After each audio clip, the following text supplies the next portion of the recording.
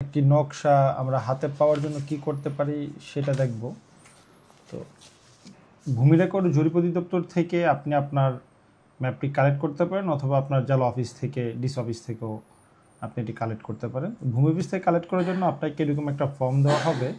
সেই ফর্মটি আপনি যেভাবে ফিল আপ করবেন, তার জন্য আপনি যেই ম্যাপটি তুলতে যাচ্ছেন, আপনার এখানে জেলার নাম দিবেন, এখানে থানা, এখানে ম্যাপের নাম বলতে হলো যে আপনি সিএস, এসএ, আরএস, বিএস যে প্রকার ম্যাপটি তুলতে চাচ্ছেন সেই ম্যাপের ধরনটি, এবং হলো মৌজার নাম, জিএল নং, শিট নাম্বার যদি জানা থাকে শিট নাম্বার, অথবা আপনি যেই সিএস, এসএ, আরএস, বিএস এর যে দাগ নাম্বারটি আছে সেই দাগ নাম্বারটি আপনি এখানে দিলে আপনার সার্চিংয়ের মাধ্যমে সেটি এনশিওর করা হবে।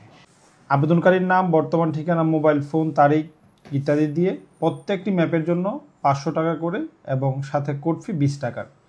একটি ম্যাপ তোলার জন্য 520 টাকা গভর্নমেন্টের ফান্ডে জমা হবে। আপনি একটু জমা দিয়ে আপনি আপনার ম্যাপটি উত্তোলন করতে পারেন।